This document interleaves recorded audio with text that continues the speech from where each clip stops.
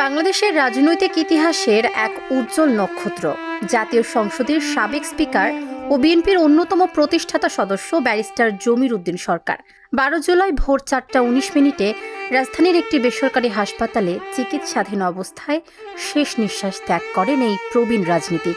মৃত্যুকালে তার বয়স হয়েছিল 94 বছর। বলবো তার বর্ণাঢ্য রাজনৈতিক ও ব্যক্তিগত জীবনের গল্প।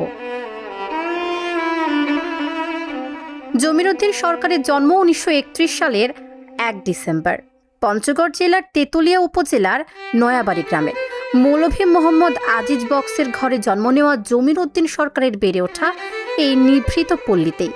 মেধার জোরে তিনি ভর্তি হন ঢাকা বিশ্ববিদ্যালয়ে। সেখান থেকে ইতিহাস বিভাগ থেকে স্নাতক ও স্নাতকোত্তর ও পরবর্তীতে LLB ডিগ্রি অর্জন করেন।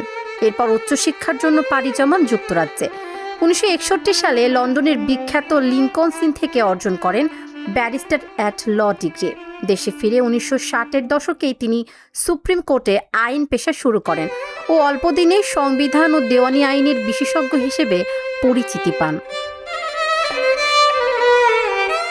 ছাত্রজীবন থেকে রাজনীতির সঙ্গে যুক্ত থাকলেও 1978 সালে বাংলাদেশ জাতীয়তাবাদী দল বিএনপির প্রতিষ্ঠার সময় তিনি এর অন্যতম প্রধান সংগঠক হিসেবে আবির্ভূত হন।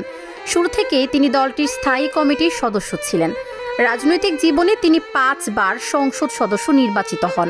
সাবেক রাষ্ট্রপতি জিয়াউর রহমানের সময় তিনি গণপূর্ত ও নগর উন্নয়ন প্রতিমন্ত্রী হিসেবে দায়িত্ব পালন করেন, যার হাত ধরে বর্তমান জাতীয় সংসদ ভবনের অসমাপ্ত কাজ সমাপ্ত হয়েছিল।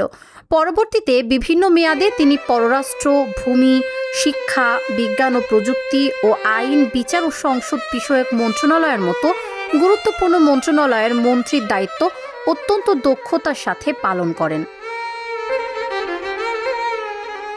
ব্যারিস্টার জমির উদ্দিন সরকারের রাজনৈতিক জীবনের অন্যতম শ্রেষ্ঠ সময় ছিল 2001 থেকে 2009 সাল পর্যন্ত, যখন তিনি 8ম জাতীয় সংসদের স্পিকার হিসেবে অত্যন্ত নিরপেক্ষ ও দক্ষতার সাথে দায়িত্ব পালন করেন।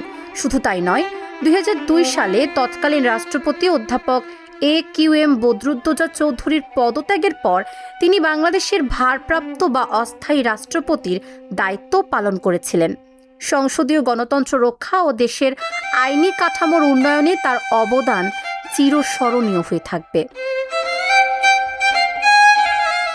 জীবনের শেষ দিনগুলোতে বার্ধক্যজনিত নানান জটিলতায় ভুগছিলেন এই বর্ষিয়ান নেতা। অবশেষে 2026 সালের 12 জুলাই চিরদিনের জন্য চোখ বুঝলেন তিনি। রেখে গেলেন এক কন্যা, 2 পুত্র ও অসংখ্য শুভাকাঙ্ক্ষীকে।